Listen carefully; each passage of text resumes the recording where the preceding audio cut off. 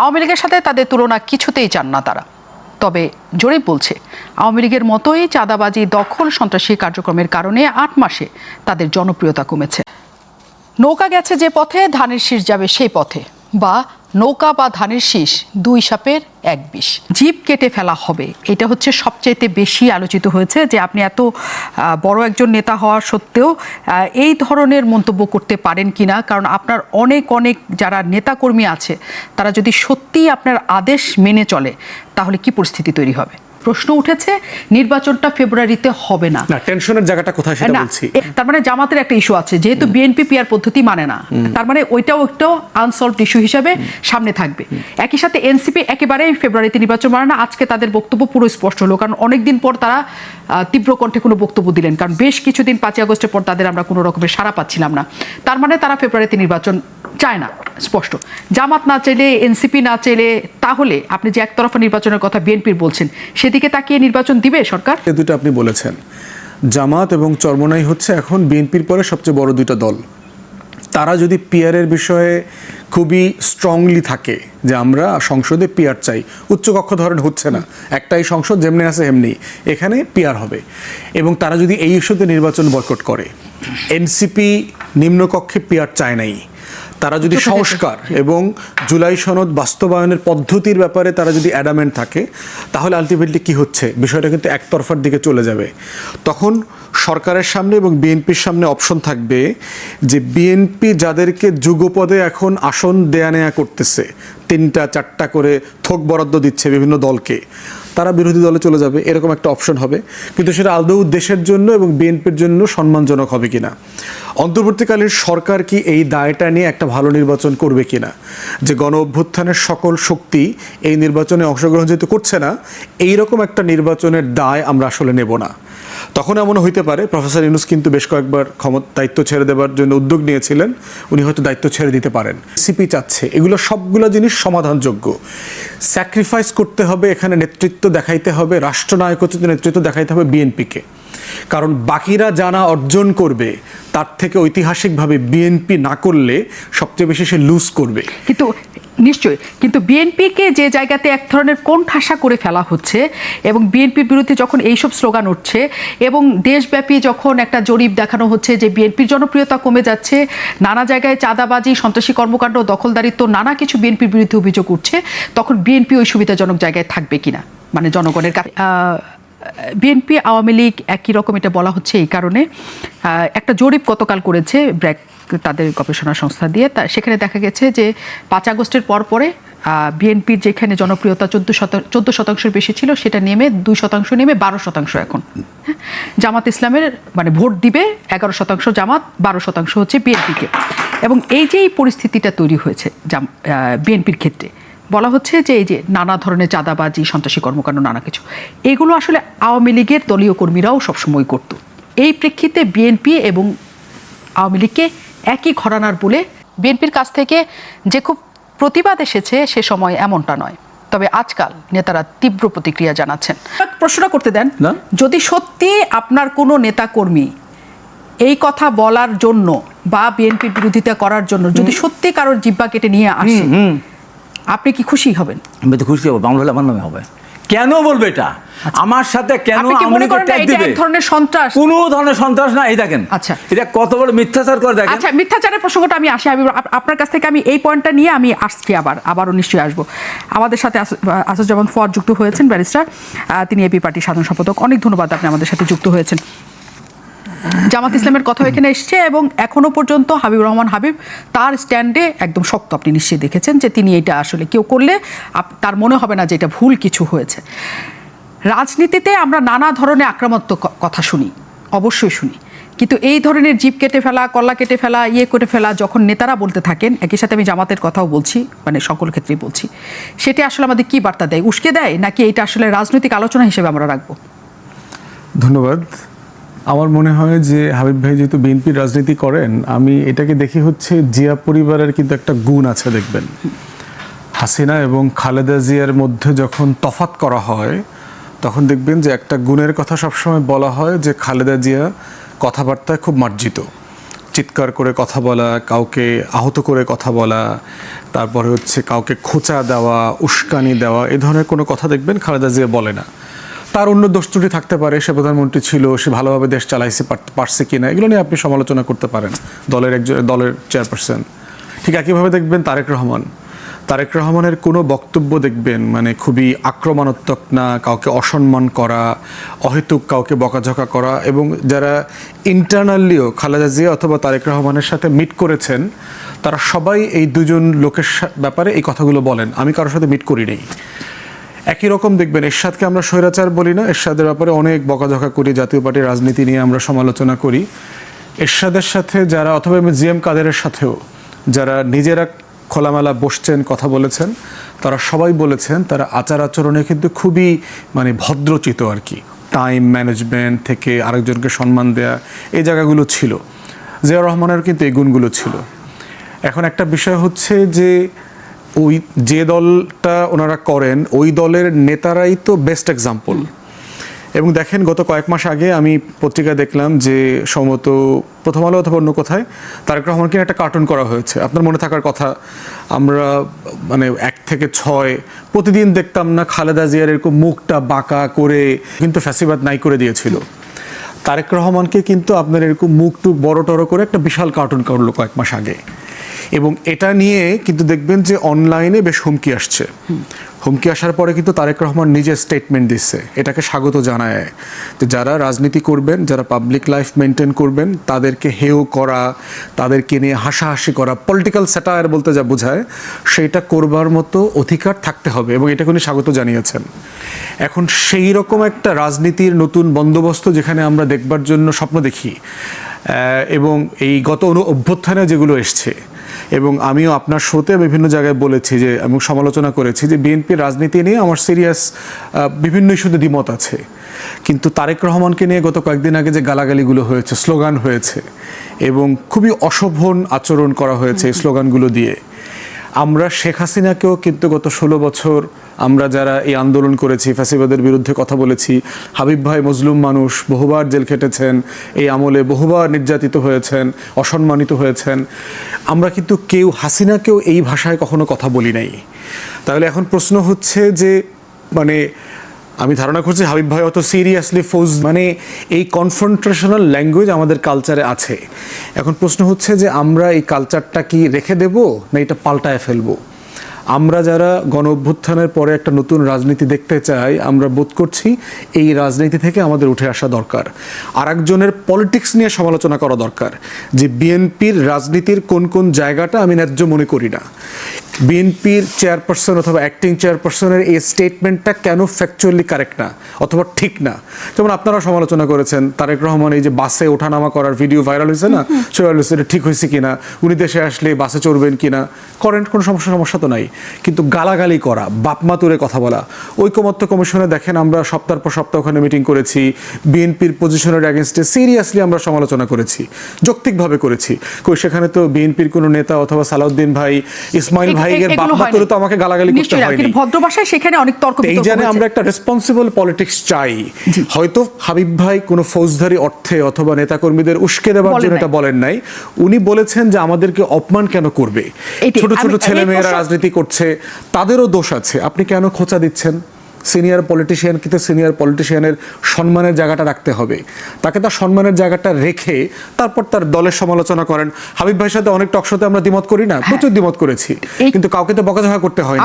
আমি সেই জায়গাটাই বলছি, যেহেতু হাবিবুর রহমান হাবিব এখানে একটা তীব্র প্রতিক্রিয়া জানাচ্ছেন, কারণ উনি এই প্রসঙ্গে ভীষণ হার্ট হচ্ছেন, বা তার দলের যে 2 সাপের 1 বিষ কেন সেটা বলবে, কেন আওয়ামী লীগের সাথে আমাকে কেন তুলনা করবে, সেটাই উনি তো বলছেন। এখন এখানে প্রশ্ন আসছে কেন এই স্লোগানটা আসলো।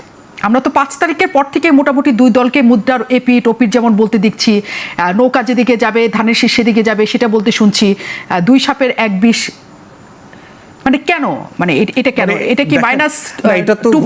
এটা গণতন্ত্র। দেখেন, একটা হলো ব্যক্তিকে গালি দেওয়া, যেমন ধরেন ব্যক্তি খালেদা জিয়াকে যদি আপনি স্ল্যাং বলেন, তারেক রহমানকে যদি আপনি স্ল্যাং বলেন, অথবা যে কোনো রাজনৈতিক নেতাকে আপনি যদি স্ল্যাং বলেন, এইটা অ্যাকসেপ্টেবল না। কিন্তু দলের পলিটিক্সকে স্যাটায়ার করার তো রাইট থাকতে হবে, এটা তো গণতন্ত্র। গণতন্ত্র মানেই হচ্ছে আমাকে আপনি দেখবেন দিনে রাতে হাজার হাজার কমেন্টে রাজাকারের বাচ্চা বলে, পাকিস্তানে ফিরে যেতে বলতেছে, দালাল বলতেছে, আরও যত আছে, ছবি এডিট করে এইটা সেটা বানাচ্ছে, মেয়েদের সাথে ছবি এডিট করে বানাচ্ছে। গণতন্ত্র অনলাইন মানে হচ্ছে পাবলিক লাইফ যখন আপনি করতে আসবেন, আপনাকে এটা ফেস করার মানসিকতা থাকতে হবে। আমাকে মানুষ গাইলাবে, আমাকে মানুষ অপছন্দ করবে, আমাকে মানুষ সমালোচনা করবে। এখন এই সমালোচনার ভাষাটা কত মার্জিত হতে পারে সেইটার এক্সপেকটেশনের আলোচনাটা আমরা করব, যে একটা রেসপন্সিবল পলিটিক্সের জায়গাতে আমরা সিরিয়াসলি এই আলোচনাটা আনতে পারি কিনা, যে ইস্যুর উপর কথা বলবো, দফার উপরে কথা বলবো। বিএনপির সমালোচনা কি? আপনি বিএনপির 31 দফা নিয়ে কথা বলেন, তারেক রহমানের বক্তব্য নিয়ে কথা বলেন, নেতাকর্মীদের সারা দেশের আচার আচরণ নিয়ে কথা বলেন, কোনো সমস্যা তো নাই, কিন্তু গালাগালি কেন করতে হবে? মানে ওই জায়গাটাতে আমাদের একটা সীমানা টানা দরকার। এবং এটা এমন জিনিস, এটা আপনি আইন করেও করতে পারবেন না। এটা হচ্ছে চর্চার মধ্য দিয়ে, অভ্যেসের মধ্য দিয়ে একটা কালচার ডেভেলপ করতে হবে। কিন্তু এটার প্রসঙ্গটা যে জায়গাতে এসছে, আপনার কাছে সেই প্রশ্নটা আমি রেখে যেতে চাই। আমি ফিরবো যে বিএনপি আওয়ামী লীগ একই, এই যে সারা দেশে রাজনৈতিক দলগুলো, এই কথাটা বলার রাইট থাকতে হবে তো। হ্যাঁ, আমি আমাদেরকে আপনারা এবি পার্টিকে আপনারা জামাতের বি টিম বানাইছেন না গত 5 বছর ধরে? নিশ্চয়ই। তো সমস্যা কি? বানাইছে, আমাকে প্রমাণ করতে হয়েছে যে আমি বি টিম না। সেটা প্রমাণ করবে নাকি এটার তীব্র প্রতিক্রিয়া আসবে সেটা আমি জানতে চাই। এটা বিএনপিকে প্রমাণ করতে হবে যে আমি বদলে যাওয়া দল, নিশ্চয়ই আমি 31 দফার দল, আমি এমন একটা দল যে আপনি আওয়ামী লীগের সাথে আমাকে মিলাইতে পারবেন না। এটা তাকে তার কাজ, আচরণ, আগামী দিনের গভর্নেন্স, শাসন দিয়ে তাকে প্রমাণ করতে হবে। নিশ্চয়ই। মাত্র 12% মানুষ চায় বিএনপিকে। আওয়ামী লীগের মতো বিএনপির এটি কি শুধুই অভিযোগ নাকি সত্যতাও আছে? প্রশ্নের উত্তর চাই আমরা, কারণ তো সমত নয়, ক্ষমতাকে প্রশ্ন করাই গণমাধ্যমের কাজ। আমরা প্রশ্ন করতে চাই আপনার হয়ে, জানতে চাই আপনি যা জানতে চান। আপনাদের সাথে আছি আমি নাজনীন মনি, আর আমাদের সাথে আজকে অনুষ্ঠানে এসে যুক্ত হয়েছেন বিএনপির উপদেষ্টা, চেয়ারপারসনের উপদেষ্টা হাবিবুর রহমান হাবিব, এবি পার্টির সাধারণ সম্পাদক ব্যারিস্টার আসিফুজ্জামান ফুয়াদ। আমরা আসিফুজ্জামান ফুয়াদকে একটু পরে পাচ্ছি বোধ হয়, তিনি যানজটে আটকেছেন, কিন্তু আমাদের সাথে এর মধ্যে এসে উপস্থিত হয়েছেন বিএনপি চেয়ারপারসন উপদেষ্টা হাবিবুর রহমান হাবিব। অনেক ধন্যবাদ, আপনি আমাদের সাথে এসে যুক্ত হয়েছেন। খুবই আলোচনায় এখন হাবিবুর রহমান হাবিব, আপনি, এবং সেই আলোচনার সূত্রপাত একটা সমাবেশকে কেন্দ্র করে তৈরি হয়েছে। প্যাকেটে উঠছে, সেটি হচ্ছে রাজনৈতিক বক্তব্য হিসেবে আপনি অনেক জায়গায় অনেক কিছু বলতে পারেন, কিন্তু জিভ কেটে ফেলা হবে, এটা হচ্ছে সবচাইতে বেশি আলোচিত হয়েছে, যে আপনি এত বড় একজন নেতা হওয়া সত্ত্বেও এই ধরনের মন্তব্য করতে পারেন কিনা। কারণ আপনার অনেক যারা নেতাকর্মী আছে, তারা যদি সত্যিই আপনার আদেশ মেনে চলে, তাহলে কি পরিস্থিতি তৈরি হবে? আপনাকে ধন্যবাদ, যারা দেখছেন তাদেরকে শুভেচ্ছা। আমার ভাই ব্যারিস্টার ফুয়াদকে আজকে আলোচক হিসেবে পেয়েছি, আমি গর্বিত। আমি খুব পরিষ্কার করে বলি, আমাকে যারা চেনে না, জানে না, তারা নানান কথা আমার সম্বন্ধে বলতে পারে। এই জিভ কাটার কথা বলেছিলাম সম্ভবত 1998 সালে।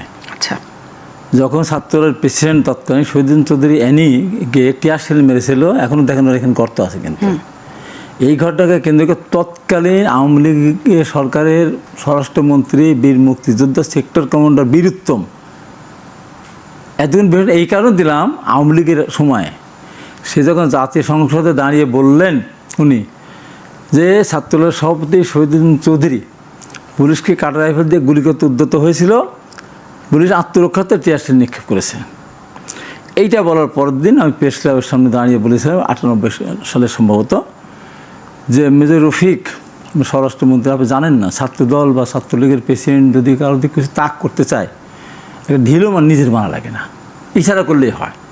তো এই কথাটা যদি, এই মিথ্যা কথাটা যদি আপনি আওয়ামী লীগের পার্টি অফিসে বলতেন, আমি নিন্দা জ্ঞাপন করতাম। জাতীয় প্রেস ক্লাব, জাতির বিবেক, এখানে বললে তীব্র প্রতিবাদ করতাম। কিন্তু আপনি যেহেতু লক্ষ মানুষের জীবনের বিনিয়োগে মহান জাতীয় সংসদ, সেখানে দাঁড়িয়ে এত বড় মিথ্যাচার আপনি করেছেন, সেই জন্য আপনার এই মিথ্যাচারের একমাত্র শাস্তি আপনার দিব্যাটা কেটে কালো কুত্তা দিয়ে খাওয়াই দেওয়া। 98 সালে বলেছি। তারপর সমস্ত পত্রিকা আসার পরের দিন সকালবেলা তার কাছে পত্রিকা গিয়েছে, আমার বিরুদ্ধে ব্যবস্থা নেওয়ার জন্য বলেছে। এত কষ্ট করলাম, রিমান্ডে গেলাম, বারবার কারাগারে গেলাম। আমার ছোটো ভাই বুদ্ধুকে আমাকে না পেয়ে প্রতিদিন ইলেকট্রিক শক দিত। এই যে টুকু থেকে শুরু করে সিনিয়র নেতারা আমরা কতবার ছেড়ে গেলাম, লক্ষ মামলা খেলাম। আমাদের শহীদ হয়েছে সবচেয়ে বেশি, আমরা হাজার মানুষ, আমাদের শত গুম হয়েছে, হাজার আহত হয়েছে। আমাদেরকে বলে নৌকা ধানের শীষ, 2 সাপের একই বিষ। এটা আমি মানতে পারবো? এটা আমি মানতে পারি? সেই জন্য আমি বলেছি আমি কারোর নাম বলি নাই, যে বলবে তার। এখনও বলছি, আমার সাথে এই মুহূর্তে আওয়ামী লীগের নৌকার সাথে ধানের শীষের তুলনা যে করবে, এই কথা যে বলবে, আমার কথা ওইটাই থাকবে।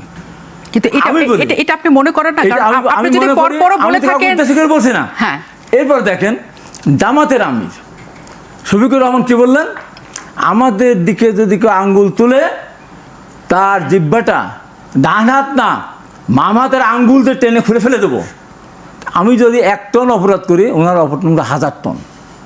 আমি তো কাটতে চেয়েছি, এখন দ্বিতীয় সরকে ডান হাত না বাম হাতের আঙ্গুল দিয়ে জিহ্বাটা টেনে খুলে ফেলে দেবো। অপরাধ কার বেশি? তারপরে ডক্টর মাসুদ যে সে বক্তৃতা দেন, উনি কী বললেন সেদিন, গিনিস বুকে নাম উঠছে বাংলাদেশের নাম, আরেকটা নাম উঠবে বাংলাদেশের একটা বাংলাদেশ জাতীয় দল। পৃথিবীর দেশে দেশে সরকার বিরোধী আন্দোলন করে বিরোধী দলরা, রাষ্ট্রীয় ক্ষমতা থাকে তার বিরুদ্ধে।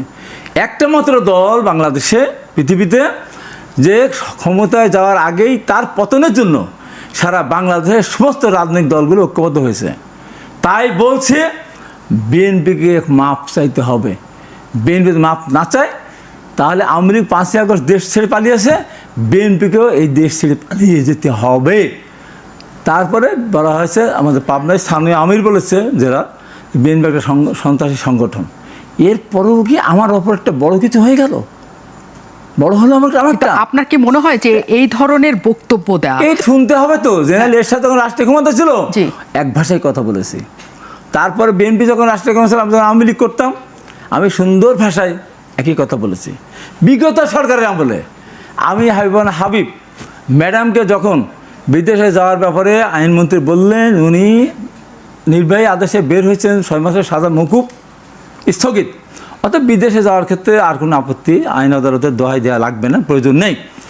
শুক্র শনি আমাদের দেশে অফিস বন্ধ, শুক্র শনি অফিস খুলে ম্যাডামের পাসপোর্ট রিনিউ করার ব্যবস্থা করা হলো। তারপর দিন রোববার গিয়ে আইনমন্ত্রী বললেন আনিসুল হক যে আদালতের আমানত বেগম খালেদা জিয়া, আদালত চাইলে তখন আমরা কীভাবে তাকে উপস্থিত করব।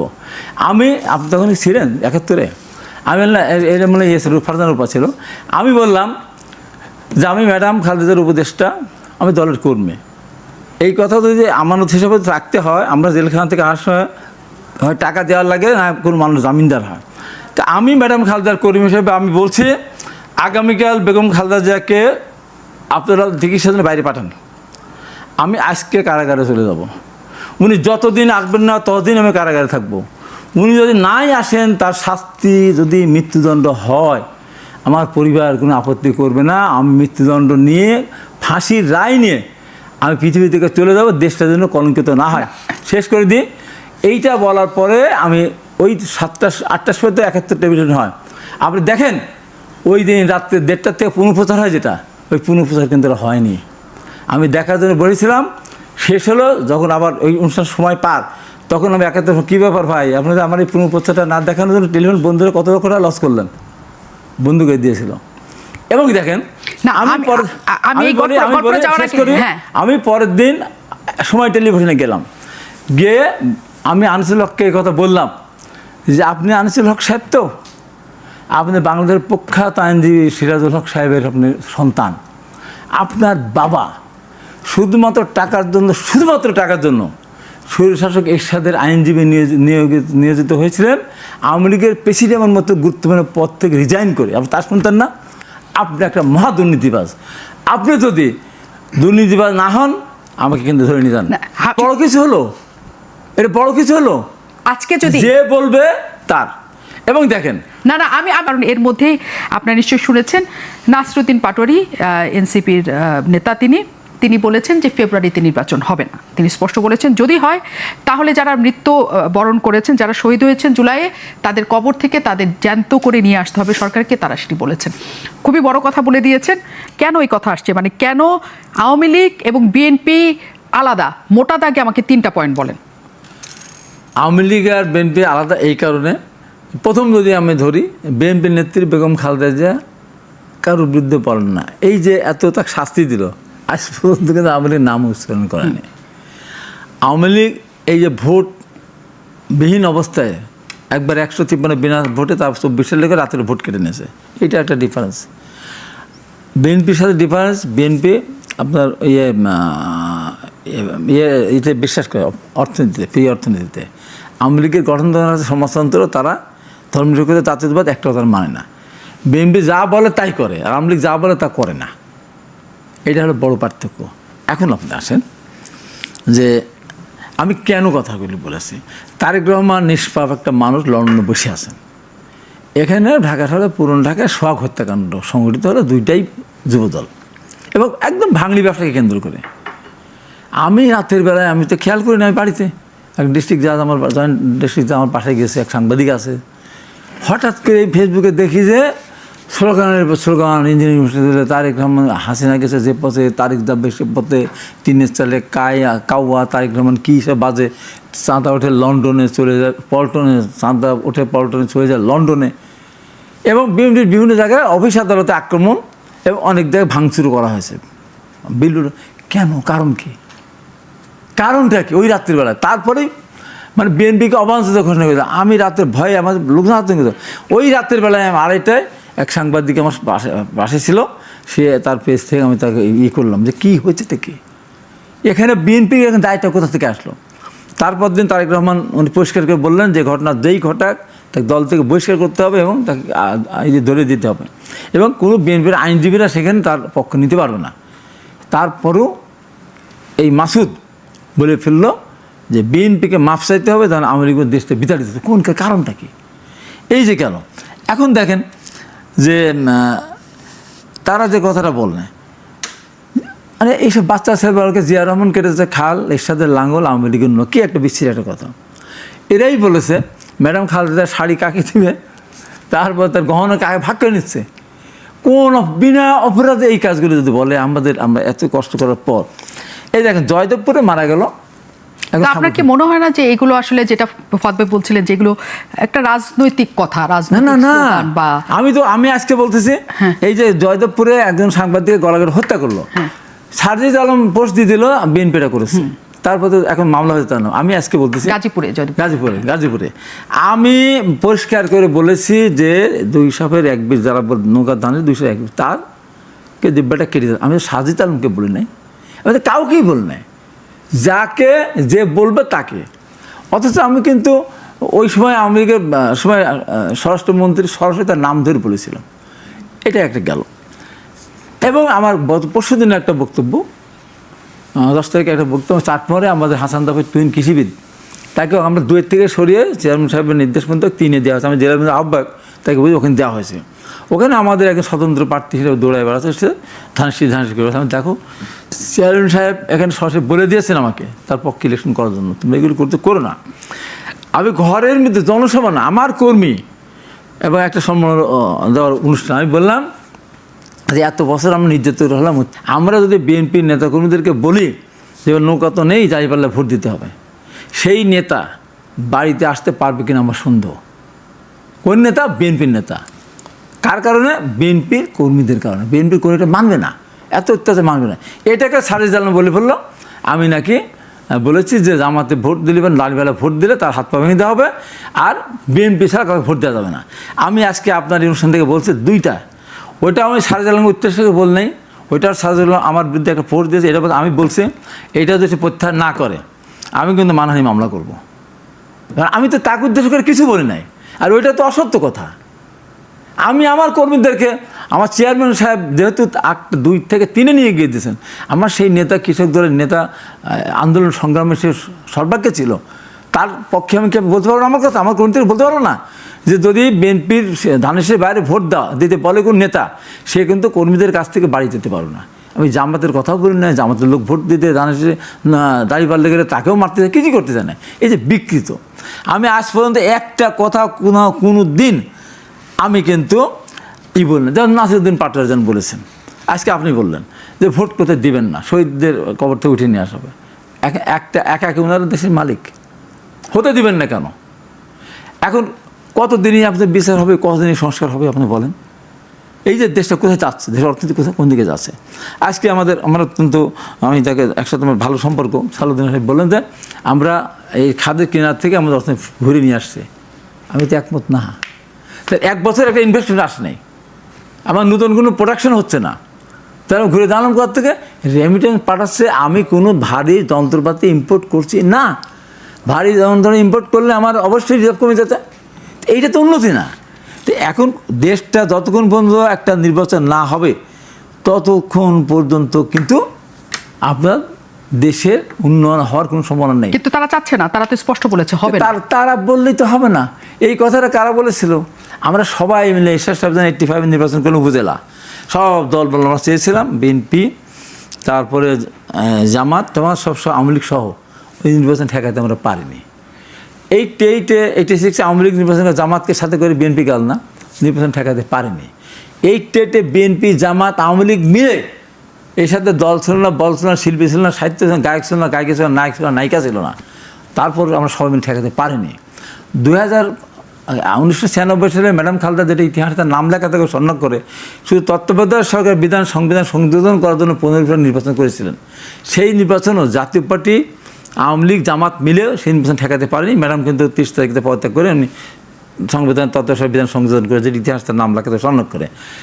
2014 সালে 153টা বিনা প্রতিদ্বন্দ্বিতা নিয়ে গেছে, সব দল মিলে আমরা ঠেকাতে পারিনি। 2018 রাত্রিবেলা ভোট কেটে নিয়েছে, ঠেকাতে পারেনি। 2024 সালে আমাদের সব দলকে বাদ দিয়ে আওয়ামী লীগ নির্বাচন করেছেন, ঠেকাতে পেরেছে। তাই বলি যে যতই বলুন না জনপ্রতিরোধের সম্মুখীন হবে তারা। নির্বাচন ঠেকাতে তো প্রশ্নই ওঠে না। নির্বাচনের তারিখ দেওয়ার জনগণ রাস্তায় নেমে পড়তেন, তারা 17 ভোট দিতে পারে না, তারা বারবার ভোট দিতে পারছে না। জন আকাঙ্ক্ষাকে আপনি তো একেবারে উড়াইয়ে দিবেন, এটা তো সম্ভব না। আসাদুজ্জামান ফুয়াদ, আপনার কি মনে হয়? বলছেন যে নির্বাচনকে আপনারা ঠেকাতে পারবেন না, যদি হওয়ার কথা নির্বাচন তাহলে হবেই। আসলে এনসিপি যদি চায় নির্বাচন কি বিলম্বিত করতে পারে? না, একটা বিষয় হচ্ছে যে রাজনৈতিক কিছু টেনশন তো আছে, সার্টেনলি, কোনো সন্দেহ নাই, কিন্তু সেটা মোটা দাগে নির্বাচন পিছায় যাবে বলে এখন পর্যন্ত সেই আশঙ্কা আমি করছি না। রাজনীতিতে অনেক মেটাফোর আছে, আপনি যেটা বলছিলেন এর আগে, যে রাজনৈতিক দল নেতাগুলো অনেকগুলো জিনিস বলে আসলে এটা মিন করে না, অথবা ধরেন নেগোশিয়েটিং টুল আছে। একটা বিষয় দেখেন যে বিএনপি যে জায়গাটাতে এখন আছে নির্বাচনের, এইটা একটা, আমরা যেভাবে একতরফা নির্বাচনের জন্য আওয়ামী লীগকে বলি না, 18 এবং 73 সালের নির্বাচন একতরফা করে নিয়ে গেছে এবং সেটা আনফেয়ারলি করছে। এবারের নির্বাচনটা কিন্তু আপনার ফেয়ার নির্বাচন, সুষ্ঠু নির্বাচনটাই একতরফা হয়ে যাওয়ার সম্ভাবনা আছে। কারণ বিএনপির ইতিহাসে প্রথমবারের মতো তাকে সিরিয়াসলি প্রতিটা আসনে কম্পিট করবার মতো কোনো প্রার্থী নাই। তো সেখানে আমি যেটা দেখলাম যে সব দল যদি একত্রিত হয়ে যায়, তারপরও বিএনপির এগেনস্টে 100 প্রার্থী দেওয়া সিরিয়াসলি ডিফিকাল্ট হবে। বিএনপির সবচেয়ে বড় চ্যালেঞ্জ হবে বিএনপি নিজে, তার বিদ্রোহী প্রার্থী। প্রত্যেক আসনে সিরিয়াস 130-35টা আসনে সিরিয়াস বিদ্রোহী প্রার্থী আছে, এবং যারা ইকুয়ালি স্ট্রং, দুজনের মতো করে আর কি লড়বার মতো। তাহলে সেই রকম একটা একতরফা সুষ্ঠু নির্বাচন কি বিএনপির জন্য সম্মানজনক হবে কিনা? যে আপনি ফাঁকা মাঠে গোল দিয়েছেন, কেউ ছিল না, 280 সিট পেয়ে গেলেন হুট করে, এটা বিএনপির কোনো দোষ না, but this is a reality, এটা হওয়ার সম্ভাবনা আছে। সেখানে আবার দেখেন যে জুলাই সনদ বাস্তবায়ন নিয়ে কিন্তু দলগুলোর ভিতরে সিরিয়াস ইস্যুজ আছে, যে আমরা এগুলো একমত হয়েছি, বাস্তবায়ন কিভাবে হবে। বাস্তবায়নের ব্যাপারে কমিশন যেটা প্রস্তাব করেছে এটা আসলে বিএনপির প্রস্তাব, আগামী সংসদ 2 বছরের মধ্যে এগুলো বাস্তবায়ন করবে। আমরা যারা বাকিরা আছি আমরা অনেকেই এই প্রস্তাবের সাথে একমত না। আমরা বোধ করছি যেগুলো সবাই ইতিমধ্যে একমত হয়ে গেছি, সেটার জন্য আমি কেন 2031 সাল পর্যন্ত অপেক্ষা করব। যেমন ধরেন আমরা যদি সবাই ডিসাইড করলাম যে মেয়েদের আসন 50 থেকে 100-তে নিব, তো এটার জন্য আমি 2032 পর্যন্ত অপেক্ষা করব কেন? এটা 2026-এ কেন হবে না? আমরা যদি সবাই একমত হই যে মেয়েদেরকে ন্যূনতম 5% সিটে সরাসরি নমিনেশন দেওয়ার চেষ্টা করব, তো সেটা 2032 সালের জন্য অপেক্ষা করব কেন? আমরা যদি সবাই একমত হয়ে যাই 2 টার্মের বেশি ক্ষমতায় কেউ প্রধানমন্ত্রী থাকতে পারবে না, সেসব পরিবর্তন চাই, এটা দরকার, কিন্তু এখনই দরকার, এখনই হতে পারে। সেটা তো নির্বাচন হলে, আপনি যেটা বলছেন সেটা নির্বাচন হলে, প্রশ্ন উঠেছে নির্বাচনটা ফেব্রুয়ারিতে হবে না। না, টেনশনের জায়গাটা কোথায় সেটা বলছি। তার মানে জামাতের একটা ইস্যু আছে, যেহেতু বিএনপি পিআর পদ্ধতি মানে না, তার মানে ওইটাও একটা আনসলভড ইস্যু হিসেবে সামনে থাকবে। একই সাথে এনসিপি একেবারেই ফেব্রুয়ারিতে নির্বাচন মানে না। আজকে তাদের বক্তব্য পুরো স্পষ্ট হলো, কারণ অনেকদিন পর তারা তীব্র কণ্ঠে কোনো বক্তব্য দিলেন, কারণ বেশ কিছুদিন 5 আগস্টের পর তাদের আমরা কোনো রকমের সাড়া পাচ্ছিলাম না। তার মানে তারা ফেব্রুয়ারিতে নির্বাচন চায় না, স্পষ্ট। জামাত না চাইলে, এনসিপি না চাইলে, তাহলে আপনি যে একতরফা নির্বাচনের কথা বিএনপির বলছেন, সেদিকে তাকিয়ে নির্বাচন দিবে সরকার? মানে একটা তো বিষয় হইল যে সবাই গেলেও একটা একতরফা বিজয়ের সম্ভাবনা আছে। জি। নির্বাচনটা একতরফাই হয়ে যাবে, একমুখী হয়ে যাবে। এরপরে টেনশনের জায়গাগুলো হচ্ছে যে দুটো আপনি বলেছেন, জামাত এবং চরমোনাই হচ্ছে এখন বিএনপির পরে সবচেয়ে বড় দুইটা দল। তারা যদি পিয়ারের বিষয়ে খুবই স্ট্রংলি থাকে যে আমরা সংসদে পিয়ার চাই, উচ্চকক্ষ ধরেন হচ্ছে না, একটাই সংসদ যেমনি আছে এমনি, এখানে পিয়ার হবে, এবং তারা যদি এই ইস্যুতে নির্বাচন বয়কট করে, এনসিপি নিম্নকক্ষে পিয়ার চায় নাই, তারা যদি সংস্কার এবং জুলাই সনদ বাস্তবায়নের পদ্ধতির ব্যাপারে তারা যদি অ্যাডামেন্ট থাকে, তাহলে আলটিমেটলি কি হচ্ছে, বিষয়টা কিন্তু একতরফার দিকে চলে যাবে। তখন সরকারের সামনে এবং বিএনপির সামনে অপশন থাকবে যে বিএনপি যাদেরকে যুগপদে এখন আসন দেয়া নেয়া করতেছে, 3টা 4টা করে থোক বরাদ্দ দিচ্ছে বিভিন্ন দলকে, তারা বিরোধী দলে চলে যাবে, এরকম একটা অপশন হবে। কিন্তু সেটা আদৌ দেশের জন্য এবং বিএনপির জন্য সম্মানজনক হবে কিনা, অন্তর্বর্তীকালীন সরকার কি এই দায়টা নিয়ে একটা ভালো নির্বাচন করবে কিনা, যে গণ অভ্যুত্থানের সকল শক্তি এই নির্বাচনে অংশগ্রহণ যেহেতু করছে না, এইরকম একটা নির্বাচনের দায় আমরা আসলে নেব না।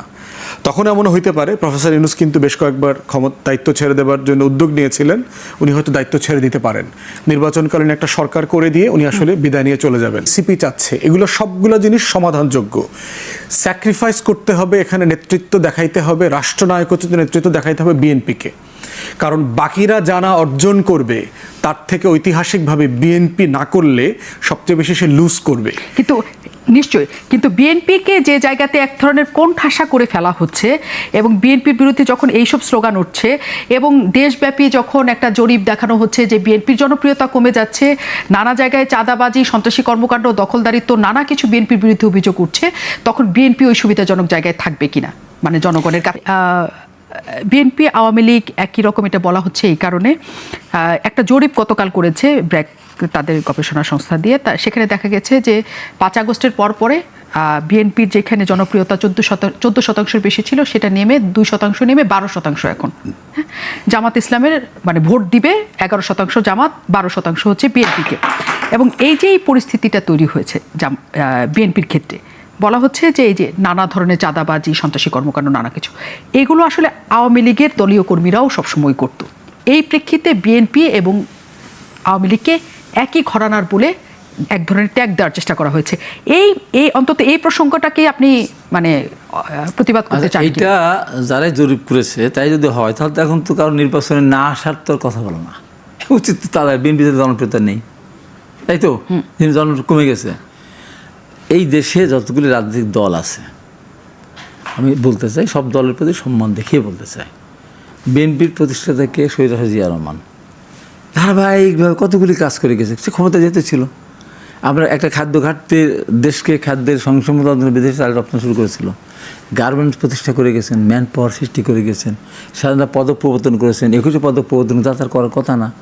তারপরে এই যে 900 বিদ্যালয় স্থাপন করে মানুষের লেখাপড়ার ব্যবস্থা করেছেন, বেগম খালেদা দেশে 5,000 টাকা কিনে সুদ মাফ করেছেন, 10,000 টাকা কিনে সুদ মাফ করেছেন, খাদ্যের শিক্ষার বিনিময়ে খাদ্য কর্মসূচি বাস্তবায়ন করেছেন, উনি মেয়েদের অবৈতনিক শিক্ষা ব্যবস্থা চালু করেছেন, উপবৃত্তি দেওয়ার ব্যবস্থা করেছেন, এই যে বৈদেশিক কর্মসংস্থান মন্ত্রণালয় সৃষ্টি করেছেন, মুক্তিযোদ্ধা মন্ত্রণালয় সৃষ্টি করেছেন। আপনি নিশ্চয়ই দীর্ঘ রাজনৈতিক জীবন এটা দেখেছেন, এই দেশের মানুষ অনেক ভালো কাজ যত না মনে রাখে, একটুখানি খারাপ কাজ তার চেয়ে বেশি মনে রাখে। বলি জি, খারাপ করে বিএনপি ধরেন 1 কোটি কর্মী আছে, জি, 1 কোটি কর্মীর ভিতরে যারা দুষ্টমি করছে, করে নাই একেবারে তা না। মানে চাঁদাবাজিটা কি দুষ্টমি বলতে চান? অনেকে চাঁদাবাজি, শোনেন চাঁদাবাজির ব্যাপারটা কোনটা জানেন? ধরেন বাস স্ট্যান্ড ছিল বিএনপি আওয়ামী লীগের দখলে, আওয়ামী লীগ চলে গেছে, বাসে সিরিয়াল কে দিবে? টেম্পো স্ট্যান্ড ছিল আওয়ামী লীগের দখলে, চলে গেছে। আওয়ামী লীগ একটা টেম্পো চালু করতে 10,000 টাকা নিত, এই আওয়ামী লীগ 1 টাকা দেওয়া লাগে না, সারাদিনে 20 টাকা দেওয়া লাগে। এটা কি চাঁদাবাজি? আওয়ামী লীগের লোকেরা বিএনপির ধরেন খাল বিল যেগুলি সরকার ডাকছিল সেগুলো নিয়ে জোর করে নিয়েছিল, তারা সঙ্গে চলে গেছে, সরকারি ইজারা দিয়েই তারা নিচ্ছে। এই হাট বাজারগুলো, কিন্তু এর জন্য তো আওয়ামী লীগের মতো করে বলা হয় তারা এগুলো খারাপ করেছে বলে তাদের লিগেসি বিএনপি ধরে রাখবে। এখন ওই হাট বাজারগুলো পরিচালনা করতে সরকার ট্যাক্স দিতে হবে না? তো সেটা তো সরকার ডাক ডেকেই তো তারা হাট বাজার পরিচালনা করতেছে। সরকার ডেকে বিএনপি কে কাজ দিয়েছে হাট বাজার পরিচালনা করার জন্য। না, তো আপনি ইজারা আপনি দিবেন 1 লাখ টাকা, কাদের কাছ থেকে পেয়েছে? সরকারের কাছ থেকে। সরকারের কাছ থেকে নিয়েছে তো। জি, একটা হাট ধরেন আপনি রাখলেন 2 কোটি, আমি রাখলাম 2 কোটি 5 লাখ, আমি তো পাবো। সরকারের ঘাটে বেজে যে আমি এই দিলাম, হ্যাঁ, ইজারা এইভাবে নিলেন। হচ্ছে। এর বাইরে কিছু জায়গায় আছে, ধরেন আপনি ধরেন চাঁদাবাজি করেন, আপনি একটা বাড়ি বানাচ্ছেন, সেখানে দিয়ে দিলাম, বলে আমার 5 লাখ টাকা না দিয়ে বাড়ি বানাতে দেবো না। আপনারা জমি কিনছেন, সেই জমি দখল দিচ্ছেন, আমাকে 2 লাখ টাকা জমি দখল দেবেন, সেইগুলি চাঁদাবাজি। এগুলির সংখ্যা, সেগুলো করছে না, সেগুলো তো করছে। এইগুলি খুব কম, ওইগুলি হচ্ছে বেশি। আমার জায়গা ছিল, আমি সেখানে গিয়েছি। এবার আপনি আসেন বিএনপি জামাতদের, আমি বলছি, আমি শেষ করি, খুব অল্প কথা শেষ করি, যেটা আজকে কথা আওয়ামী লীগ ক্ষমতা থেকে নির্বাচন দিয়ে কথাটা আপনি বলছেন, এখন তো বিএনপি ক্ষমতায় নেই, জোর করার কোনো সুযোগ নেই, কিন্তু আমরা তো বাড়ি করে থাকতে পারি না। আরে ভাই, আমাদের তো বিএনপির জনভার কমে গেছে, তো আমাদের ছেলেরা যুবদল ছাত্রদল ছেলে বিয়ে করতে পারে নাই, তারা বউ বাচ্চার কাছে যেতে পারে নাই, আমাদের জনভার মিনিমাম 5% জনভার আমাদের কমে গেছে। এত অত্যাচার নিজের সহ্য করেছে, কিছু ছেলে দুষ্টামি যারা করতেছে তাদের তো বহিষ্কার করতেছে। নিশ্চয়ই। এবং আমি বলি না, এই জায়গায় শেষ করে হাবিবুর রহমান হাবিব, যতদিন যাবে জামাতে জনপ্রিয়তা আরো কমবে, এনসিপি জনপ্রিয়তা আরো কমে যাবে। অনেক ধন্যবাদ। কারণ ইতিমধ্যে জামাত চাঁদাবাজি শুরু করেছে, ব্যাংক দখল তো আগেই করেছে। ফুয়াদ ভাই, শেষ মুহূর্তে জানতে চাই যে এই দ্বন্দ্ব থেকে বিএনপিকে একটা ভালো জায়গায় নেওয়ার জন্য বিএনপির জন্য আপনার কিছু বলার আছে কিনা? না, শুধু বিএনপি না, পলিটিক্যাল কালচারের অংশ হিসাবে মোটা দাগে রাজনৈতিক দলগুলোকে 3টা জায়গায় সংস্কার করতে হবে। আমরা যদি সবসময় দেখবেন যে অন্যের সংস্কার, রাষ্ট্রের সংস্কার, সরকারের সংস্কার নিয়ে কথা বলি, নিজেদের সংস্কার নিয়ে কম কথা বলি। 3টা জায়গায় মোটা দাগে দরকার। একটা হচ্ছে যে দলে নেতা কিভাবে নির্বাচিত হবে, একদম তৃণমূল থেকে শুরু করে একদম কেন্দ্র পর্যন্ত, চেয়ারপারসন পর্যন্ত সব দলে। আর 2টা পরপর বলবেন। দ্বিতীয়ত হচ্ছে দলের আয় ব্যয়ের উৎস কি, টাকা কিভাবে ওঠে, কিভাবে যায়, খরচ হয়। দলের বাইরে কথা বলার স্বাধীনতা, গণতান্ত্রিক জায়গা থাকতে হবে। এইটা না থাকলে বাইরে এই প্ল্যাটফর্মগুলো দিয়ে সংস্কার করা সম্ভব হবে না। কেন এই কথা আসছে, মানে কেন আওয়ামী লীগ এবং বিএনপি আলাদা? মোটা দাগে আমাকে 3টা পয়েন্ট বলেন। আওয়ামী লীগ আর বিএনপি আলাদা এই কারণে, প্রথম যদি আমি ধরি, বিএনপির নেত্রী বেগম খালেদা জিয়া কারোর বিরুদ্ধে বলেন না। এই যে এত তাকে শাস্তি দিল, আজ পর্যন্ত কিন্তু আওয়ামী লীগ নাম উচ্চারণ করেনি। আওয়ামী লীগ এই যে ভোট বিহীন অবস্থায় একবার 153 বিনা ভোটে, তার 24 সালে রাতের ভোট কেটে নিয়েছে, এটা একটা ডিফারেন্স। বিএনপির সাথে ডিফারেন্স, বিএনপি আপনার এতে বিশ্বাস করে, অর্থনীতিতে, ফ্রি অর্থনীতিতে। আওয়ামী লীগের গঠন আছে সমাজতন্ত্র, তারা ধর্মনিরপেক্ষ জাতীয়তাবাদ একটাও তারা মানে না। বিএনপি যা বলে তাই করে, আর আওয়ামী লীগ যা বলে তা করে না। এটা হলো বড় পার্থক্য। এখন আপনি আসেন যে আমি কেন কথাগুলি বলেছি। তারেক রহমান নিষ্পাপ একটা মানুষ, লন্ডনে বসে আছেন। এখানে ঢাকা শহরে, পুরনো ঢাকায় সোহাগ হত্যাকাণ্ড সংঘটিত হলো 2টাই যুবদল এবং একদম ভাঙড়ি ব্যবসাকে কেন্দ্র করে। আমি রাতের বেলায়, আমি তো খেয়াল করি না, আমি বাড়িতে, এক ডিস্ট্রিক্ট জাজ, আমার জয়েন্ট ডিস্ট্রিক্ট জাজ আমার পাশে গেছে, এক সাংবাদিক আছে, হঠাৎ করে ফেসবুকে দেখি যে স্লোগান ইঞ্জিনিয়ারিং ইউনিভার্সিটিতে তারেক রহমান, হাসিনা গেছে যে পথে, তারেক যাবে সে পথে, টিনের চালে কাউয়া, তারেক রহমান কী সব বাজে, চাঁদা ওঠে লন্ডনে চলে যায়, পল্টনে চাঁদা ওঠে, পল্টনে চলে যায় লন্ডনে, এবং বিভিন্ন জায়গায় অফিস আদালতে আক্রমণ এবং অনেক জায়গায় ভাঙচুর করা হয়েছে। বিল্ডুর কেন, কারণ কি, কারণটা কি? ওই রাত্রিবেলায় তারপরেই মানে বিএনপিকে অবাঞ্ছিত ঘোষণা করেছে। আমি রাতের ভয়ে আমার লোকজন হাত কিন্তু, ওই রাতের বেলায় আমি 2:30টায় এক সাংবাদিক আমার বাসে ছিল, সে তার পেজ থেকে আমি তাকে করলাম যে কী হয়েছে, কি এখানে বিএনপির এখন দায়িত্ব কোথা থেকে আসলো। তারপর দিন তারেক রহমান উনি পরিষ্কার করে বললেন যে ঘটনা যেই ঘটাক তাকে দল থেকে বহিষ্কার করতে হবে এবং তাকে ধরে দিতে হবে, এবং কোনো বিএনপির আইনজীবীরা সেখানে তার পক্ষ নিতে পারবে না। তারপরেও এই মাসুদ বলে ফেললো যে বিএনপিকে মাফ চাইতে হবে, তাহলে আওয়ামী লীগের দেশটা বিতাড়িত। কোন কারণটা কি? এই যে কেন এখন দেখেন যে তারা যে কথাটা বললেন, মানে এইসব বাচ্চা ছেলেবেলাকে জিয়া রহমান কেটেছে খাল, এরশাদের লাঙ্গল, আওয়ামী লীগের কি একটা বিচ্ছিরি একটা কথা। এরাই বলেছে ম্যাডাম খালেদা শাড়ি কাকে দিবে, তারপর তার গহনা কাকে ভাগ করে নিচ্ছে। কোন বিনা অপরাধে এই কাজগুলো যদি বলে, আমরা এত কষ্ট করার পর, এই দেখেন জয়দেবপুরে মারা গেল। আপনার কি মনে হয় না যে এগুলো আসলে, যেটা ফুয়াদ ভাই বলছিলেন, যেগুলো একটা রাজনৈতিক কথা, রাজনৈতিক স্লোগান? বা আমি আজকে বলতেছি, এই যে জয়দেবপুরে একজন সাংবাদিক গলাগড়ে হত্যা করলো, সারজিদ আলম পোস্ট দিয়ে দিল, বিএনপিটা করেছে, তারপর তো এখন মামলা হয়েছে। আমি আজকে বলতেছি গাজীপুরে আমি পরিষ্কার করে বলেছি যে 200 এক বীর, যারা নৌকা ধানের 201 তারকে দিব্যাটা কেটে দেয়। আমি সারজিদ আলমকে বলি নাই, আমি কাউকেই বলি নাই, যাকে যে বলবে তাকে। অথচ আমি কিন্তু ওই সময় আওয়ামী লীগের সময় স্বরাষ্ট্রমন্ত্রী সরাসরি তার নাম ধরে বলেছিলাম, এটা একটা গেল। এবং আমার পরশু দিনের একটা বক্তব্য, 10 তারিখে একটা বক্তব্য, চাটমোহরে আমাদের হাসান দাফের টুইন কৃষিবিদ, তাকেও আমরা 2 থেকে সরিয়ে চেয়ারম্যান সাহেবের নির্দেশ মতো 3-এ দেওয়া হয়েছে। আমি জেলার আহ্বায়ক, তাকে বুঝে ওখানে দেওয়া হয়েছে। ওখানে আমাদের একজন স্বতন্ত্র প্রার্থী হিসেবে দৌড়ায় বেড়াচ্ছে, সে ধানসি করে। আমি দেখো চেয়ারম্যান সাহেব এখানে সরাসরি বলে দিয়েছেন আমাকে তার পক্ষে ইলেকশন করার জন্য, তুমি এগুলো করো না। আমি ঘরের মধ্যে জনসভা না, আমার কর্মী এবং একটা সম্মান দেওয়ার অনুষ্ঠান, আমি বললাম যে এত বছর আমরা নির্যাতিত হলাম, আমরা যদি বিএনপির নেতাকর্মীদেরকে বলি যে নৌকা তো নেই, যাই পারলে ভোট দিতে হবে, সেই নেতা বাড়িতে আসতে পারবে কিনা আমার সন্দেহ। কোন নেতা? বিএনপির নেতা। কার কারণে? বিএনপির কর্মীদের কারণে। বিএনপির কর্মীটা মানবে না, এত অত্যাচার মানবে না। এটাকে সারিয়ে জানানো বলে ফেললো আমি নাকি বলেছি যে জামাতে ভোট দিলে বা লালবেলা ভোট দিলে তার হাত পা ভেঙে দেওয়া হবে, আর বিএনপি ছাড়া কাউকে ভোট দেওয়া যাবে না। আমি আজকে আপনার অনুষ্ঠান থেকে বলছি 2টা, ওইটা আমি সারিয়ে জানানো উত্তেজকে বল নেই, ওইটার সারিয়ে আমার বিরুদ্ধে একটা ফোর্স দিয়েছে, এটা আমি বলছি এইটা যদি প্রত্যাহার না করে আমি কিন্তু মানহানি মামলা করব। আমি তো তাকে উদ্দেশ্য করে কিছু বলি নাই, আর ওইটা তো অসত্য কথা। আমি আমার কর্মীদেরকে, আমার চেয়ারম্যান সাহেব যেহেতু 2 থেকে 3-এ নিয়ে গিয়ে দিয়েছেন, আমার সেই নেতা, কৃষক দলের নেতা, আন্দোলন সংগ্রামে সে সর্বাগ্যে ছিল, তার পক্ষে আমি বলতে পারবো না আমার কথা, আমার কর্মীদের বলতে পারবো না যে যদি বিএনপির ধানেশের বাইরে ভোট দিতে বলে কোন নেতা, সে কিন্তু কর্মীদের কাছ থেকে বাড়ি যেতে পারবে না। আমি জামাতের কথাও বলি না, জামাতের লোক ভোট দিতে ধানেশে দাঁড়িয়ে পারলে গেলে তাকেও মারতে চায়, কিছু করতে চায় না। এই যে বিকৃত, আমি আজ পর্যন্ত একটা কথা কোনো দিন আমি কিন্তু বললেন, যেমন নাসিরুদ্দিন পাটোয়ারি বলেছেন, আজকে আপনি বললেন যে ভোট কোথায় দিবেন না, শহীদদের কবর থেকে উঠিয়ে নিয়ে আসা হবে। একা ওনারা দেশের মালিক, হতে দিবেন না কেন? এখন কতদিনই আপনাদের বিচার হবে, কতদিনই সংস্কার হবে আপনি বলেন? এই যে দেশটা কোথায় যাচ্ছে, দেশের অর্থনীতি কোথায় কোন দিকে যাচ্ছে? আজকে আমার অত্যন্ত, আমি তাকে একসাথে আমার ভালো সম্পর্ক, সালুদ্দিন সাহেব বললেন যে আমরা এই খাদের কিনার থেকে আমাদের অর্থনীতি ঘুরে নিয়ে আসছে। আমি তো একমত না। তার 1 বছর একটা ইনভেস্টমেন্ট আসে নাই, আমার নতুন কোনো প্রোডাকশন হচ্ছে না, তারা ঘুরে দাঁড়ালাম কোথা থেকে? রেমিটেন্স পাঠাচ্ছে। আমি কোনো ভারী যন্ত্রপাতি ইম্পোর্ট করছি না।